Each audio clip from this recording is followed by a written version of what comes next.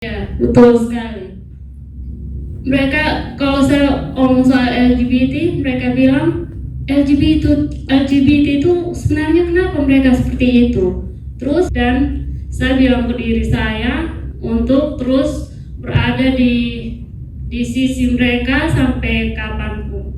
Dengan cara kayak saya memilih menjadi seperti ini, Ya. intinya saya bertanggung jawab dengan pilihan saya gitu. Jiwa saya perempuan tapi terperangkap di tubuh lelaki gitu. Ya.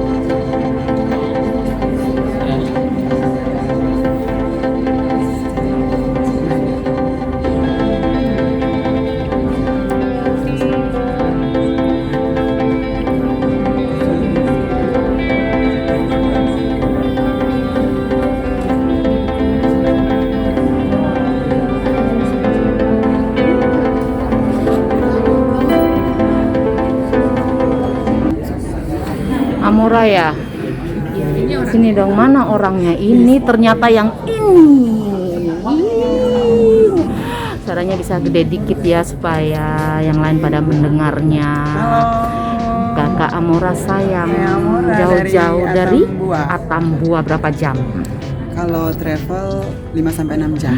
Capek nggak? Lumayan ya. karena medannya naik turun gunung, belok kiri kanan jalan rusak juga. Tapi tetap tembus ya. Tetap tembus. Kak Amora ceritain sedikit dong tentang kegiatan di Atambua.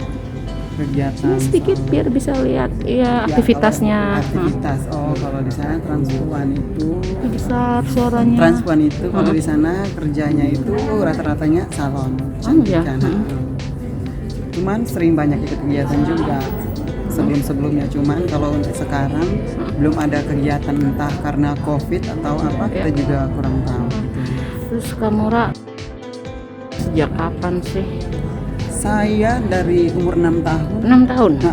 Saya sudah merasa kayak saya berbeda, kayak jiwa saya perempuan tapi terperangkap di tubuh lelaki gitu. Terus ini coming outnya kapan? Bisa berdandan seperti begini kapan? Waktu pergi kuliah, saya kuliah di Malang umur 19 tahun. Saya mulai show off gitu. Oke. Reaksi dari masyarakat Atambua gimana? Kalau reaksi masyarakat Atambua yang pertama orang tua. Kalau orang tadi kan dari kecil kan memang sudah kenal kita, jadi sudah tahu, cuman kaget saja kenapa harus pakai pakaian perempuan gitu. Tapi sekarang sudah bisa menerima? Sudah. Jadi saya bilang sulit nggak? Awalnya sih sulit. Sering ada drama gitu ya. Aduh. Tapi gimana cara menaklukkan hati orang tua? Dengan cara kayak saya memilih menjadi seperti ini. Ya. Intinya saya bertanggung jawab dengan pilihan saya gitu. Dan dibuktikan dari aktivitas nyalonnya ya. Iya. Apa sih nama ininya? Salonnya di Atambua? Heni Salon. Bisa apa aja tuh di sana? Smoothing gitu. Cream bath, masker, facial. Reaksi masyarakat gimana di Atambua? Bukan orang tua ya, masyarakat. Kalau masyarakat terima nggak? Tahunya lebih awal, soalnya sebelum saya betul-betul show off ke orang tua, di luar rumah saya sudah sering pakai baju perempuan. Oke, pesannya apa nih buat teman-teman transpuan?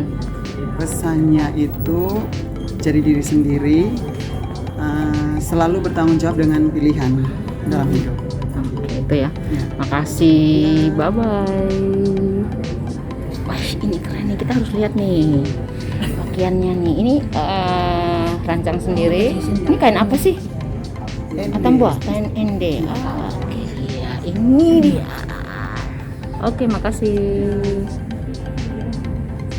Maka saya pilih Amora. Padahal waktu itu saya sudah menghubungi dua teman LGBT yang lain, tapi mereka menolak. Jadi pertama foto saya bilang Amora, nanti saya kalau mau foto lagi bisa. Amora bilang bisa. Kenapa saya memilih Amora? Karena saya melihat diri saya dalam diri Amora. Amora waktu itu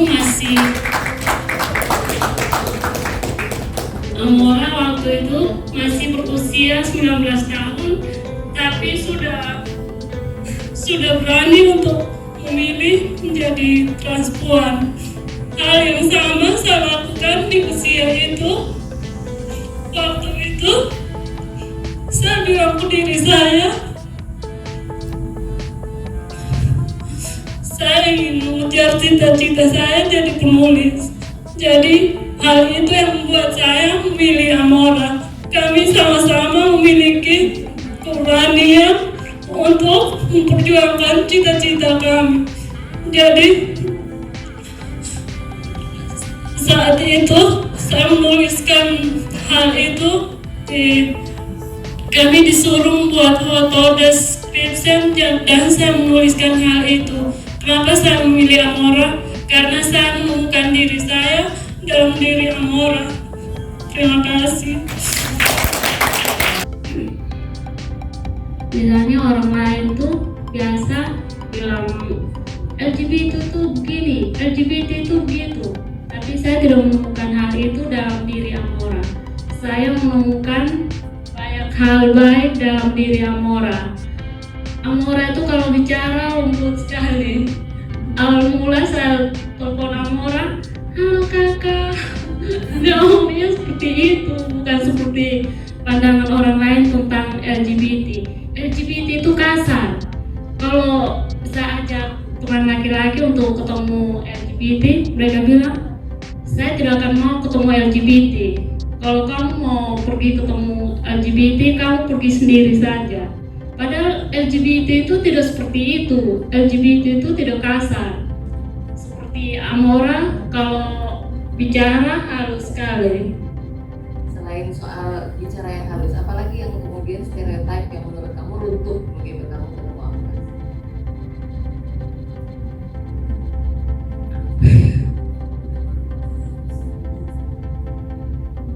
Amora itu sangat percaya diri karena mungkin dia seorang model. Dulu dia pernah menjuarai ajang lomba model di Kabupaten Belu. Jadi dia sangat percaya diri. Justru saya yang minder ketemu dia karena saya tidak tahu mengarahkan orang. Jadi saya bilang, Amora gayanya begini. Amora langsung bergaya seperti seorang model. Saya tidak perlu capek-capek untuk mengarahkan dia. Kalau tadi ada cerita soal teman-teman laki-laki nggak mau diajak ke tempat LGBT, setelah kemudian mendapat hal yang lain dari Amora, apakah kemudian Yanti balik lagi ke teman laki-laki? Nggak begitu. Iya, betul sekali. Mereka kalau saya ngomong soal LGBT, mereka bilang LGBT itu sebenarnya kenapa mereka seperti itu? Terus saya jelaskan ke mereka karena saya sudah dapat ilmu. Saya bilang kromosom mereka itu berbeda dari kita. Jadi kita tidak bisa memaksakan mereka sama seperti kita. Mereka itu dilahirkan berbeda. Tubuh mereka itu kromosomnya tidak sama dengan kita. Jadi selama ini saya selalu mengikuti webinar secara online untuk mendapatkan ilmu. Saya bilang ke diri saya, kalau saya mau berteriak lantang di sosial media, saya harus punya ilmu. Jadi saya menyempatkan diri untuk ikut banyak webinar supaya saat orang berbicara tentang keburukan teman-teman LGBT, saya bisa melawan mereka dengan ilmu yang saya punya. Kalau saya tidak punya ilmu, saya tidak bisa melawan mereka dan saya tidak bisa berteriak lantang di sosial media.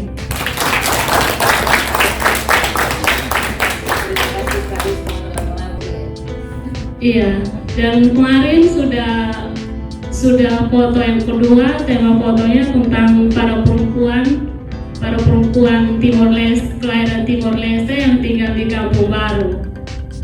Saya menceritakan tentang kesetaraan gender, tentang kekerasan seksual yang mereka dapatkan, tapi mereka tidak menyadari hal itu sebagai kekerasan seksual. Saat mereka mandi di kali, ada laki-laki yang mengintip mereka, tapi mereka tidak berani melaporkan ke kantor polisi karena mereka menganggap itu bukanlah kekerasan seksual. Padahal itu adalah salah satu kekerasan seksual. Terus, karena saya penulis, saya mulai menulis tentang, dalam tulisan saya mulai mengangkat tema LGBT, baik itu artikel, cerpen, maupun tulisan yang lain. Saya juga menulis di sosial media tentang LGBT atau share tentang hal-hal yang berkaitan dengan LGBT. Sejak ikut workshop itu, saya mulai berkenalan dengan teman-teman LGBT dan saya bilang ke diri saya untuk terus berada di sisi mereka sampai kapanpun.